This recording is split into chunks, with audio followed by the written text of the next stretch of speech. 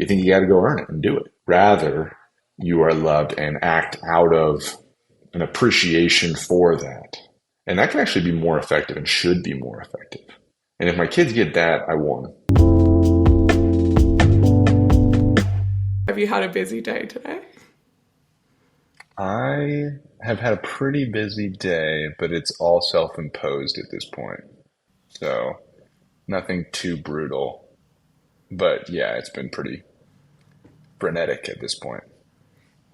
Because it's been busy lately because you've just acquired another landscaping business. Is that right?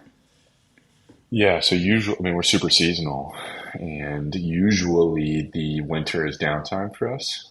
So we obviously are opposite of Australia, but it's supposed to be cold right now. And what we have an early spring, and we've just bought a company 3 months ago, and so those two things combined really means that like today the season switched, and we are full steam. And it's going to feel like that for the next 3 or 4 months, and then it'll slow down because it gets too hot. But it's fun. We're excited. I'm excited to be back in it. We need it. Huh. Wait, so you know it's like a definite early spring. It's not going to suddenly get colder again.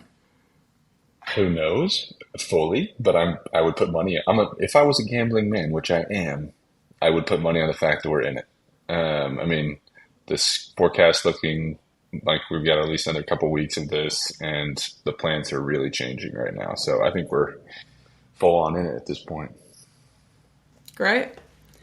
Okay, let's go back to the start and talk about Let's how do you it. grew up.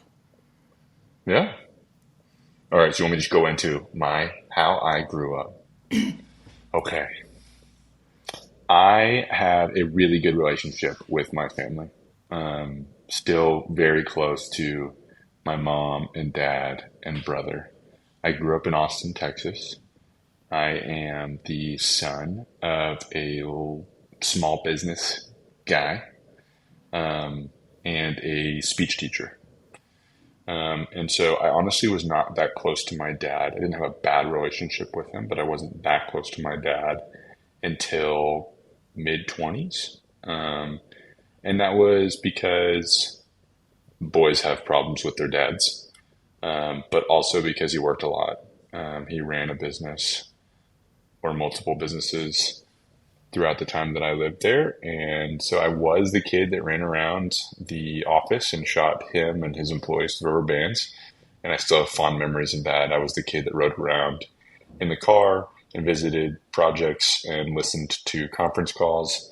And a lot of that is fed into the way that I operate now. And I now know how grateful I should be and am for watching his work ethic and then his character as he operated these businesses and was extraordinarily successful in it. And that's a big part of my story. We could talk about it at some point, but just realizing that I likely am not going to surpass him and his story from like a success perspective, and that's okay. But grew up watching him build stuff. My mom was actually my teacher for 2 different years, and that was actually pretty fun. So she taught rhetoric, which is fancy speech class. And I went to the same school, same little private school for my whole life, kindergarten through senior year. Actually married my high school sweetheart a couple of years after graduating from high school. We both went to Texas A&M. She's a couple of years younger than me. And so when she came to A&M, we got back together. So we broke up when I went to A&M. And I can talk about what it's like to know your spouse pretty much your whole life. It's been really special for us and really neat for us. We skipped a lot of the frustrations of relationships because of that. Well, about junior year of college, I decided I wanted to join the military. I hadn't ever really thought about that before, and went into the Marine Corps, the U.S. Marine Corps, and had an extraordinarily good experience. Loved it. It fit me really well from a competency and skill set and what I generally enjoy. I'm very physically oriented, love leadership challenges. Did 4 years in the Marine Corps, deployed once to Iraq, with all the ISIS stuff. I actually spent a fair amount of time with Aussies in Iraq, which was really, really fun. They were awesome. And then I got out of the Marine Corps in 2016, end of 2016, and we had our first daughter that year. And we came back to Austin, Texas, where we were both born and raised. And I bought into a little landscaping business, and that's what I've been doing for the last 7 years, growing and building that, and having kids. So we've got 4 kids now: seven, 6, 4, and 1. And that's we do work, church, family, and I like to work out when I find the time. And that's about it right now. So what did I miss? Where do you want to fill in? Where did the idea to join the military come from? So if we're going to go way back to story time, my mom, I was a crazy kid. Not like any crazier than anyone else, but I had a lot of energy. And so my mom took me to the mall because it was really freaking hot in Texas in the summer. And she needed to just burn off steam. I think I was probably 5. And she was just trying to keep me busy and moving, but not in 110 or whatever it was, Fahrenheit. And there was a recruiter, and the Air Force recruiter wouldn't talk to me, but the Marine recruiter would. And he handed me a bumper sticker, a Semper Fidelis bumper sticker. And I had that on my bookshelf my whole life. Now, I'm of course like creating this story in backwards linear fashion because that's how we think, right? But I never really thought up seriously about the military again until junior year of college. I was actually in energy banking, Wells Fargo, downtown Houston, miserable. Walked outside, called the recruiter, and he said, "I think you really want to talk to an officer recruiter?" And I said, "Okay, what's that?" And I called him. I didn't have any friends, any family, just went for it and dove in hard. There was a lot that was really hard. But again, at the end of the day, it was such a good experience. And I could tell you why I chose that, why I thought I chose that, why I actually chose that. But really, really great ultimate experience for us. And I miss it still. I mean, I've been out for 7 years at this point and still miss those guys and that thing. And I think it was the right decision for us to get out, but I still do miss it. Huh. Wait, so you were doing an internship in Houston, or you'd started work? Yeah. No, I started doing an internship in the summer, and it was terrible. I mean, the people there were miserable. And I think, in retrospect, I think I was just in a really bad department. I don't think everyone at Wells Fargo Energy Banking really hates their lives, but this department did, and it made me not want to work there. And so I went looking for something, and getting screamed at and running really fast sounded a lot more fun than that Excel modeling in a dark, angry office. Wow. And were your family supportive? Yeah. I mean, it was definitely a shock, and they weren't particularly thrilled with it. I think at the time my dad had the guts to articulate he it wasn't a lack of support as much as a lack, or it wasn't a negative. He wasn't like, you shouldn't do this, but he wasn't like, I'm glad you're doing this. I think my mom was worried, obviously, as moms would be. My soon-to-be girlfriend and fiance was not thrilled, but in the end, it turned out all right. So, yeah, I didn't really know what I was doing. And are both your parents from Texas?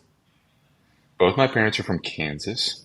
They moved to Texas just before I was born, a couple years before I was born. And they moved here because my mom wanted to go to law school, and Texas had a good law school, and they wanted to get in-state residency, and they had some family here, and she ended up not going to law school, and they stayed. And that's where my dad has built his businesses, and that's where I was born and raised. And what kind of businesses was your dad running? So my dad was also in landscaping. He built a big landscaping business in the 80s, 90s, sold it in the 90s, stuck around with them for a while, went on to do a couple of other things, helped build a janitorial company, and then on the side built a really big landscaping business again. All of those were commercially based. And so when we had the opportunity for me to go into the residential space, which is what I do now, We took it because we're not really direct competitors. We just kind of can help each other out. And then I just kind of get cheat codes from knowing a lot of people in the industry that can give really good advice and help me process things. And the businesses are very different, but we are both making tall grass short repeatedly. Uh huh. Cool. But he's doing it for like offices or commercial spaces. Yeah. Yeah. Got it. Is And there so is that even a what? thing in in Melbourne? Is there like even a Yeah. lawn maintenance? Of course it is. It's got to be. Yeah. Cool. Sorry, I like it talking through people in Europe. The industry is totally different in that it's a lot more. It depends on the country, but there's a lot more of like a robotic infrastructure there than there is in the U.S. And that goes all the way down to like yard design and how they think about it from the very beginning. And then water access matters a lot in how this works out and stuff. And so we're undergoing a pretty significant transition, probably over the next 5 to 10 years here in Texas as we start to restrict water more and more. And so that's going to be an interesting part of like my story is helping figure that part out for homeowners. But I'm always interested to hear how things work in other parts of the world on our same industry because it's very, very different in some cases. And in some cases, it's exactly the same. Huh. So were you super interested in it growing up? No, and honestly, I'm not all that interested in it now. I mean, I like it, but I'm a business guy. I want to run businesses, and I would have just as much fun running an air conditioning company or a pest control company or a retention pond maintenance company. But I want to be in service businesses and I want to be in heavy human businesses, not heavy capital businesses. So not a big factory. I'd rather be in with a lot of people because that's what I think I'm well suited for and enjoy the most. And so that's what I did. I chose the lowest margin. Well, maybe not the lowest margin, but the lowest dollar per employee industry you can really get into. One of them. So I get a lot of people. We've got about 80 employees at this point, and that's a lot of human problems. If you think about just how many problems you have in a year, how many problems like how many bad weeks do I have in a year? Like one, two. That means that we're having multiple people that have a bad week every week, right? That's just the way it is. That's the numbers. And especially in this general demographic of lower skilled labor, you end up with probably a higher percentage. Um, and so it's a challenge. It's fun though. I love the people. These are really, really great people that work their tails off, and it's humbling to be around them. Huh. Yeah, I mean, I watched a video on your website about like winter pruning or something, and it really seems like you are super passionate about No, plants. I mean, I do enjoy it. I don't think I could do something that I don't actually have a respect for the industry and what we're doing. But I am also playing the game, and this just happened to be the industry I landed in, and I have connections in. But ultimately, like, I think this definitely interests me more than air conditioning would. But I could run an air conditioning business and love it. I just like the business side of it. I like the people side of it. I like the sales side of it. That's what's fun for me. Yeah. So, what was it that your parents wanted for you when you were growing up? And I love Jesus. Really? Period. Yeah, my mom would pray that I was a missionary. Not that that's what you have to do if you love Jesus. And um, well, the official resume bullet of missionary, because if you're living your life, you are a missionary, for good or bad. No, my parents did a really good job of not putting pressure from an industry perspective on me or my brother. My dad has very high expectations and would push us really hard, and there was a lot of that was uncomfortable. I still have an idolatry complex with productivity and efficiency.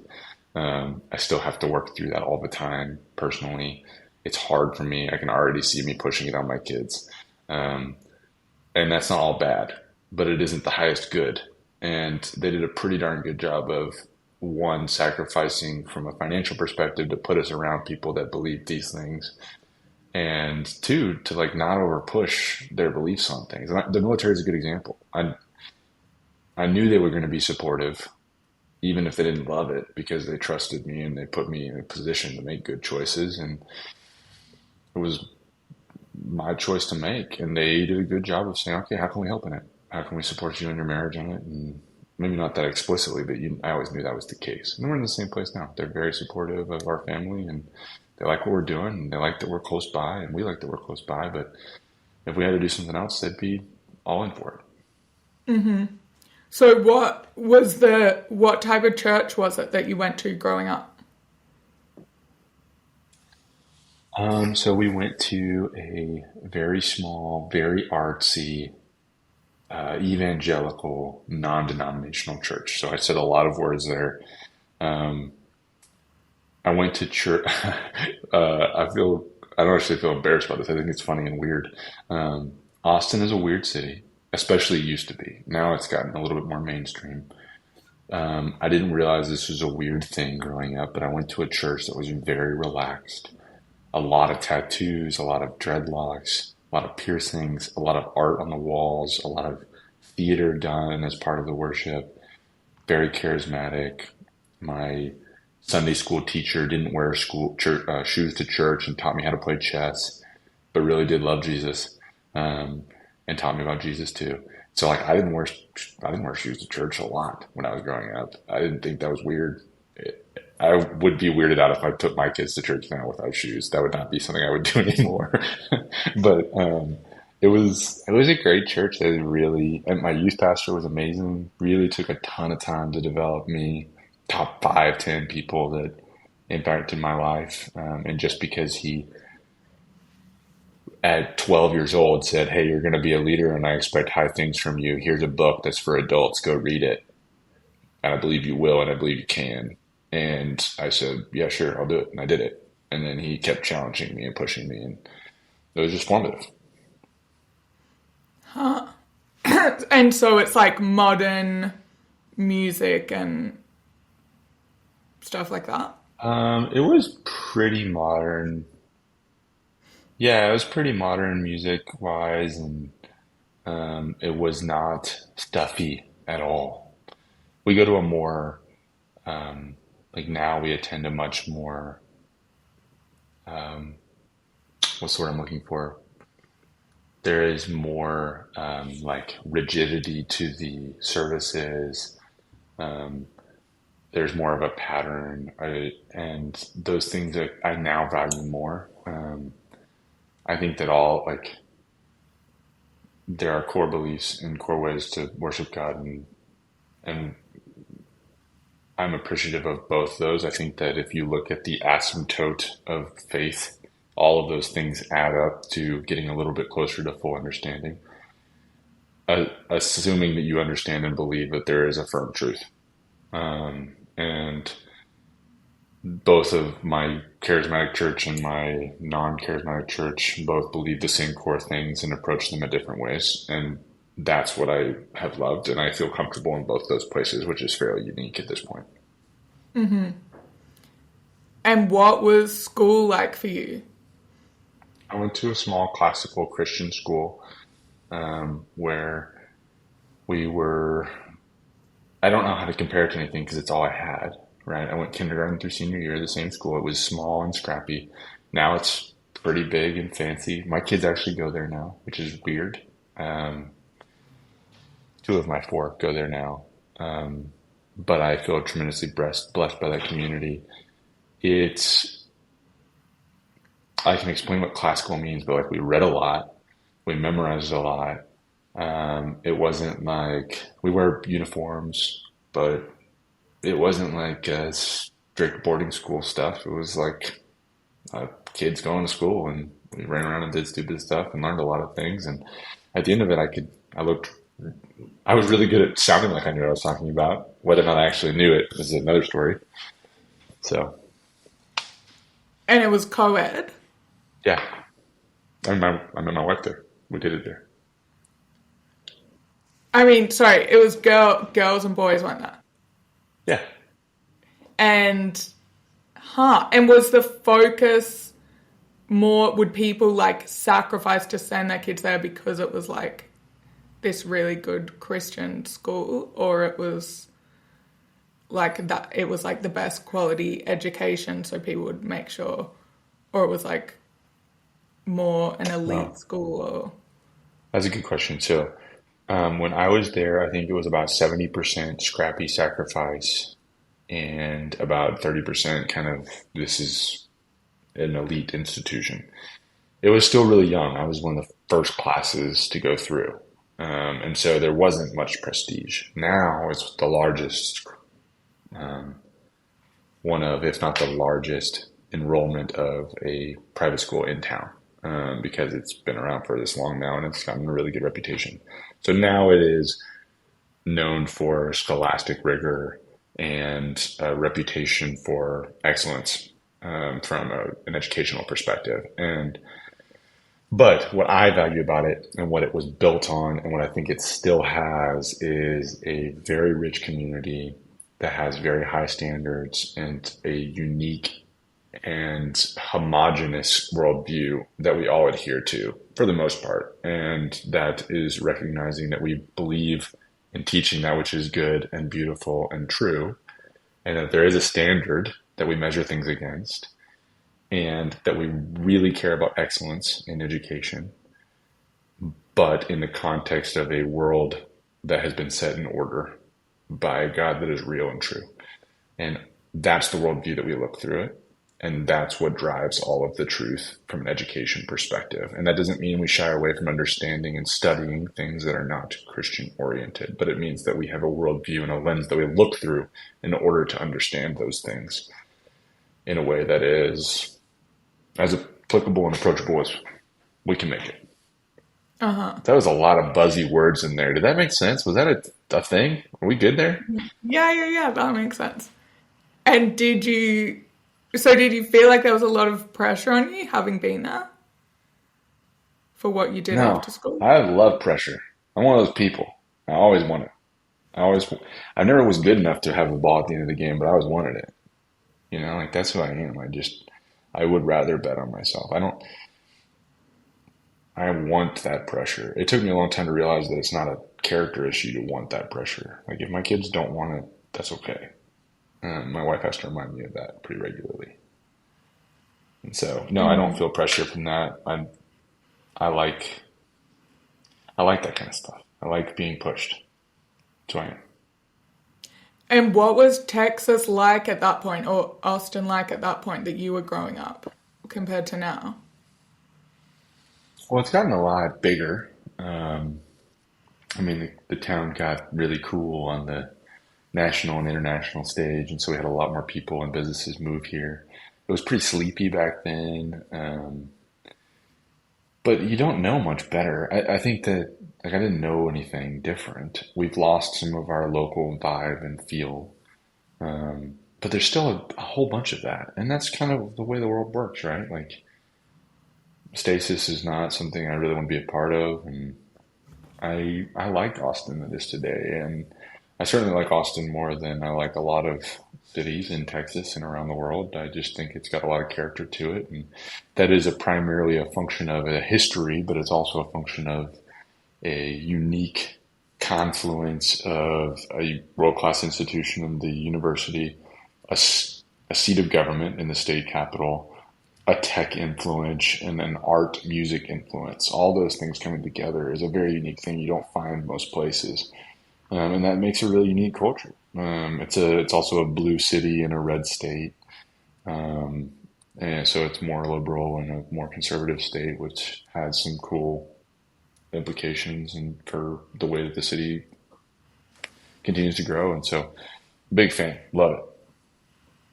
Yeah, so the only time I've been there was on Trump's inauguration weekend. And it I was don't so even know how that would interesting. be. Well, because there was that massive march. But it was funny because I was in Houston doing like work that you described, that I was doing like energy. I was flying down from New York to do, I don't know, some energy stuff in Houston, finance stuff. And Why then, would you go to Houston for any other reason but energy things? yeah, exactly. I was so excited to go to Texas anyway because I hadn't been But so I was staying in Houston, which is not the most exciting city. So went to Austin on the weekend, and it was that weekend that Trump was inaugurated, and then so there was this women's march that was like, I don't know if you remember it, but it was like thousands like of people marching onto the Capitol. But it was so interesting Yeah, I was still in being. the Marine Corps at that point, so I wasn't here. uh, Um, and the funny things like changes of presidencies in the military is like a non-thing. Like you just whoever's in charge, we say yes.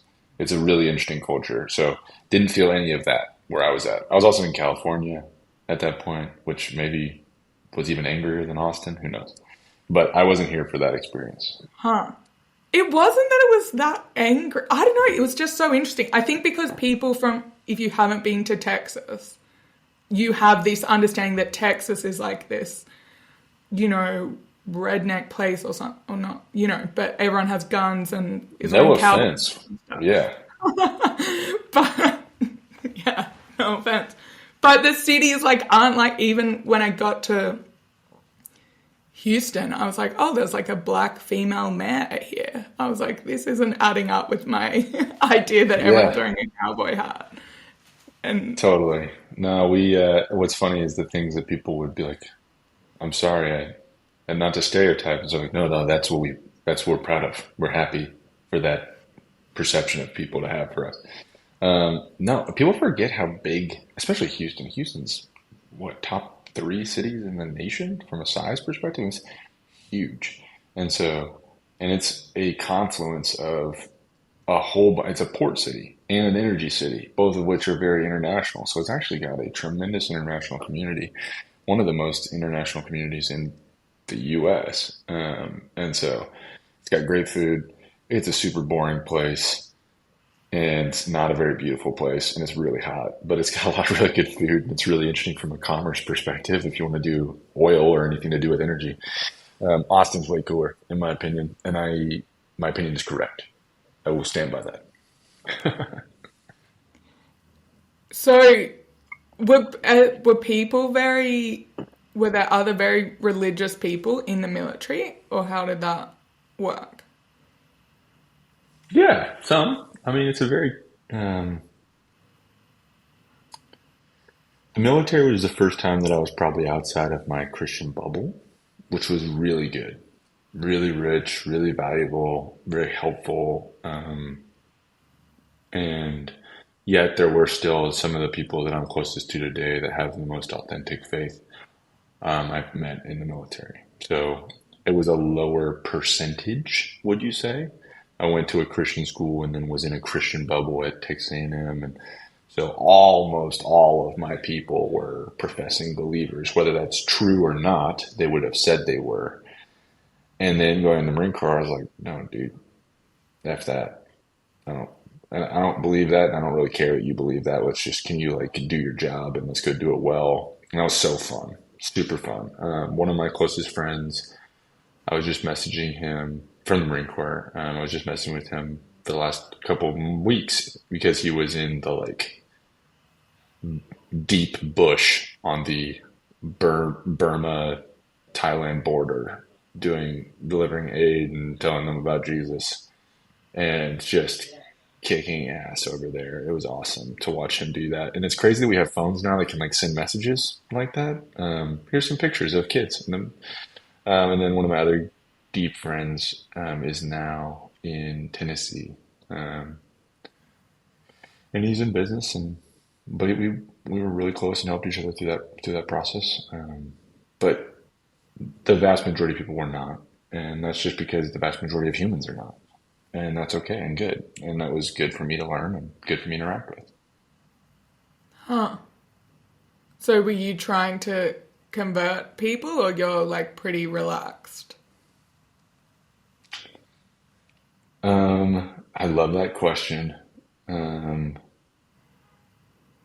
I think that if you run into someone, hopefully me too, that actually believes this stuff, the best thing they can do is if they're living authentically, which is a buzzword as in itself, is that if you know me and you know I care about you and you actually care about me, then you'll be interested in what I believe and I'll be interested in sharing what I believe and vice versa. And so, because I do believe it is the most important thing, while I don't act like it is all the time, yeah, I talk to people about it, but it's only because I believed it, right? And it was important to me. And I was still processing it, right? It was like, hey, this is what I think about this. What do you think about this? And lots of hours of sitting around in between things blowing up to talk about these things, and you don't have a phone to distract you or whatever, you're going to have those conversations. Now, there's definitely areas that was appropriate to have those conversations and areas it wasn't. And I was an officer, so most of the people I was around were enlisted, and you don't have those kinds of relationships. Now, did that stop me always? No. I have a lot of good relationships with guys that were enlisted, but most of the time there are purposeful barriers from a cultural perspective in order to enable the military to work in the way that it should. So, no, I wasn't standing up with the Bible, but I just the way that you have conversations with people, yeah, of course. I think that's the really key thing that you're saying. It's like you share what you believe because that's really important to you, and vice versa because it's like a two-way relationship. I think most people would be open to that. Whereas the idea of someone like telling you what to think, that can be scary to a lot of people. But Well, obviously, and and can happen for like for the worse. yeah, Not no, with, and I, with dictators or whatever throughout history. 100%. And I think that what you will see if you is that the vast majority of people that have been one, that's the model that's presented. You're not supposed to go forth and make converts. It's go forth and make disciples, which is a totally different thing. Disciples means like a deep life living with them and understanding how they live and how they think and um, teaching them to think on their own and believe on their own and have a community. That's a totally different thing than like telling someone what to believe and here's the 5 checkpoints and like once you get it, I'm moving on to the next person. Totally different. That is not what the Bible teaches. It is what most people think of and what most people try to do and is wrong and not effective. Um, and if you look at the models of people that have done this successfully or effectively, if God's economy is not the same economy as we think. And I fall prey to that all the time, right? It's not a numbers game. It's not a like you're not going for scalps, right? You're not going like I'm trying to see how many people I can flip. That's not how God works. He works through small, weak, outwardly ineffective people and stories and people groups, and um, generally in ways that you can't imagine because he doesn't want people to get the glory, and that's not what they should be seeking. And so, anytime that I'm trying to be like really effective, it's generally not.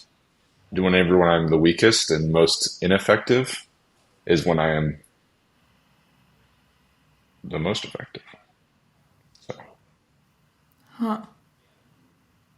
And so, what are the most important lessons that you want to pass on, like for your children, for example?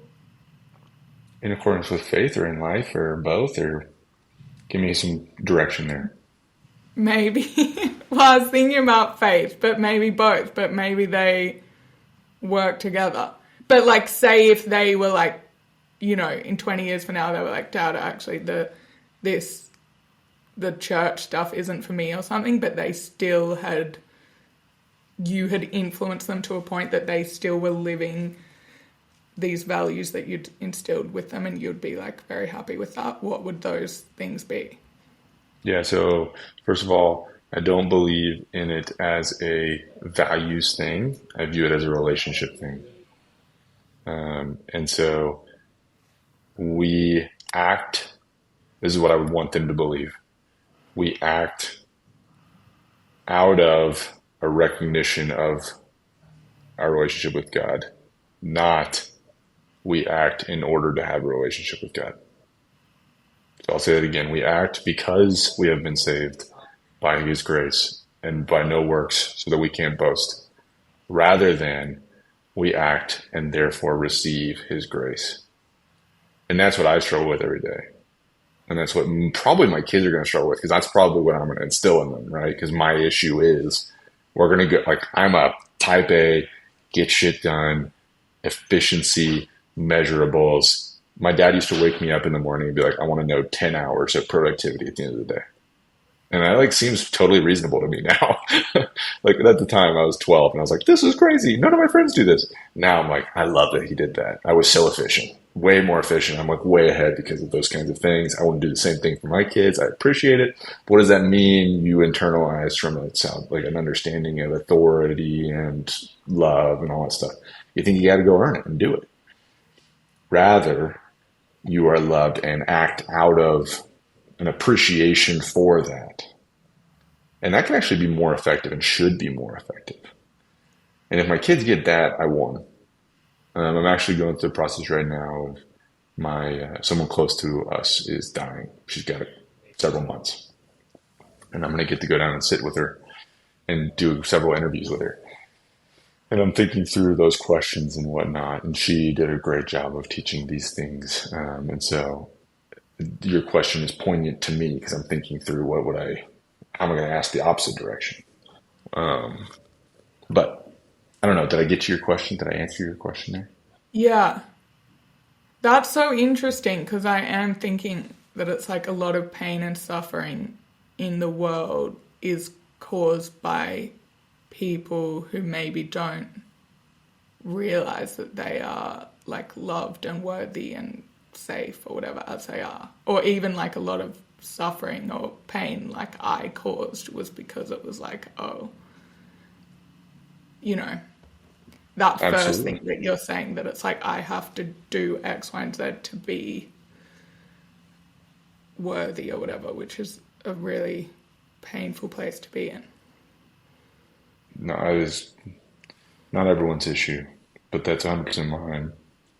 And it's a very common issue. And it's a very unique thing, an empowering thing to know you're loved. And that is, if you read the Bible in that context, as opposed to the angry God that likes to destroy things, it's a different story, and it's a much more digestible story. And it is consistent with God's character throughout Scripture. He didn't need to make us, choose us, love us. He decided to because he wanted to, and for his own glory, and for no other reason. And that's the only reason we can keep going and have a relationship with him. That's it.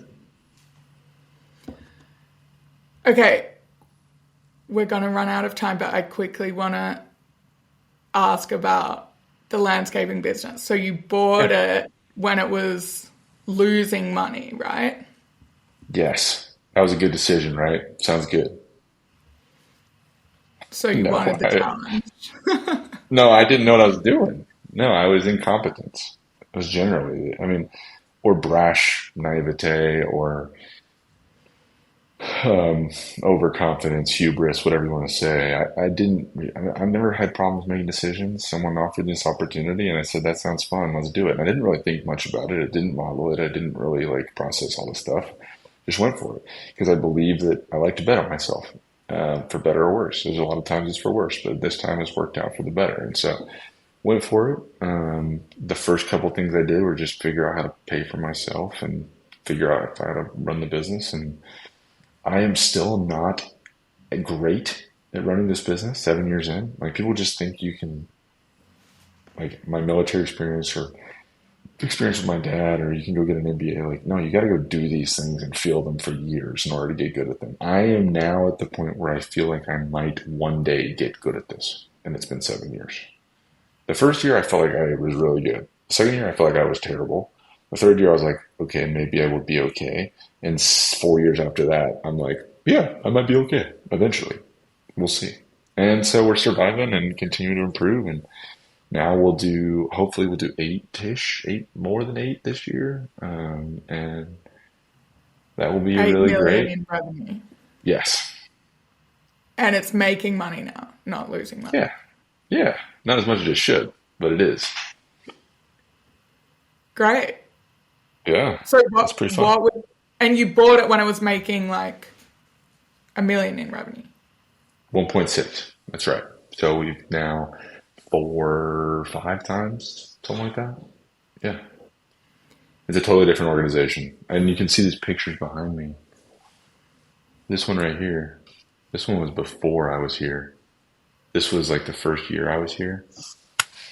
I don't know if you're listening, you can't hear this, but the first picture is like a couple people, and then the second picture is like more people. This is not a good story. And then you can see there's a lot more people. I have another picture over there where we're at 80. But like when I first started, we had, I don't know, 5 crews, and now we've got 15, 20. I don't know. I should know that. I don't.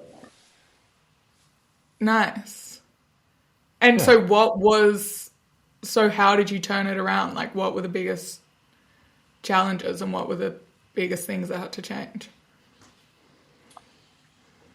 So I've had this question a couple of times. Like, what are the first things I did? So first thing I did was to pay for myself, and it was to one, go through every line item on the P&L. What are we spending money on and why? And then I went and looked. I went and tried to ask for a discount or negotiate every single one of those. So it was like, hey, business partner, do we need this? Yes, we do. Are you sure? Yes. Okay, cool. Do we need it to this level? Yes. Okay, cool. Next item. Do we need this? Nah, maybe not. Go ask him. Go ask him. Hey, I want a discount on this. I'll give you a little bit of a discount. Okay, what about this one? And so I ended up, there was a lot in there that was just learning, but some of that I found some pretty deep savings, specifically in our credit card processing. Saved us probably $30 or $40,000 the next year just on that renegotiation, and that got me a lot closer to paying for myself. And then I went through all of the pricing and raised a ton of prices. And that was long and gruesome and painful and so many hard conversations. But at the end of that, we had a lot of people that were paying a lot more money, and that mattered a lot. And that's what we got through our first year. And then at that point, we were better at, we grew, which generally these businesses don't necessarily scale, meaning like, it's not like software where you grow past a certain point and all of it's free. Everything past gross margin goes to the bottom line because you still have to have labor and stuff like that. But it definitely does help with some of the chunkiness. You can get into these zones where hiring a new person in order to grow is really expensive. And we've grown through a bunch of those phases. And so we're starting to get to where we can really understand our business model. Like, this is how many customer service people we need per client, and this is how many salespeople we need per client, and stuff like that.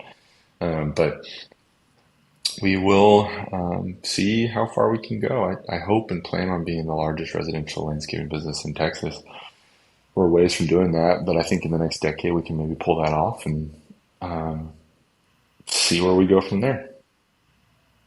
Amazing. So you just love continuing to grow new challenges. Like, you don't get bored of it. You're happy doing this for the next 10 years. I plan on doing it for the next 30 plus. Um, that doesn't mean that I'll be doing the exact same role or even that I'll be in charge day to day, because if there's someone that's better than me, then they should do it. But for the near term, I think I'm the best person to be in charge. And I hope that it's for a while. I'm sure, I mean, this is a very common thing for like owners to get bored and then they make stupid decisions. So you just got to be able to manage that and make sure that you find something else that interests you um, and lead the business well. But I think it's a high calling, and it's what got me to do it at this point. And if it gives me the next thing, then I'll try to go do that, hopefully. Nice. So what's the main thing you enjoy about it? People. I love leading people. And I also like just like building the system and the team and thinking through like where we're going and all the difficult things on how to get there and seeing the wins come in. Like this week we're winning stuff. It's so fun to see us grow in customers and see customers be happy and things like we have 500 Google reviews now, which is a ton in some regards and not very many in other regards. And that's fun. That's really fun to see. Like, we did this, all of us together. We went and built this thing, and there's me and my partner. We started with 20 of us, and now we've got 80 of us. And like the fact that we have payroll of $70,000 a week is insane. And there's a lot of humans out there that eat tacos and whatever else they eat with that money every single week. And that's just cool to think like God gave us that responsibility and that opportunity. And that's a really big way to impact lives. And I mean, work is such an important, big part of life. People spend so many of their waking, living hours, and it's my responsibility to provide an opportunity for them to do that with honor and character and provide for their families is like a really special thing to me, and I cherish it. Amazing. And then it's like a lot of responsibility to those people So that much you. weight. Yes. Can't screw it up. Great. We'll see. Okay, last three quick questions. Can't wait. Unless you have anything else you want to. No, I'm excited about these questions. I don't know. I always get nervous on the I feel like I'm getting, these are the ones I always feel like I'm getting compared to other people on. And I No. hate losing. And so you can tell me where I rank, and it'll be really good for me and my ego when I get destroyed by some other people that you've recently interviewed that are a lot cooler than me. So let's do it. Let's do it. You can't. You can't lose. Okay. How do you stay grounded? Um, I'll give you two answers on that. One, I try to read or spend time in the Bible or around God's Word or people teaching on it every day. And that's a humbling thing to remember your place in the spot of history aside a very big, very powerful God and a story of people that have done amazing things.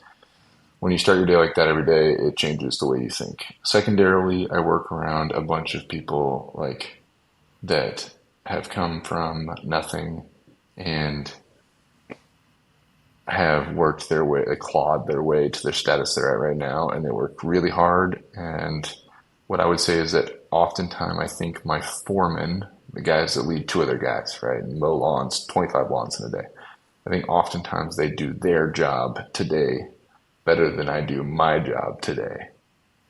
And now I have more responsibility and I have a different role. And so compensation makes sense for me to be in a different place than them. But if you're looking at like how they do their work compared to how I do my work in God's eyes, like they're probably doing a better job. And so it's always fun and rewarding and humbling to be around that. And I think a lot of my friends that are in the energy banking space or the consulting space or the real estate space, like they just miss what most humans live in.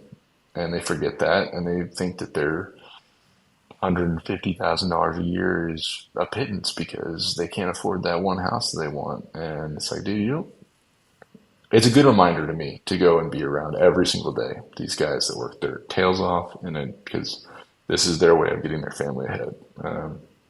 So there's my answer. Next question. Is there a book that's had a big influence on your life? Ooh,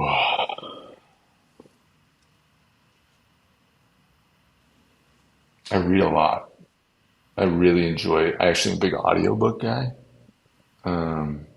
because especially with kids, there's not really much time to sit down.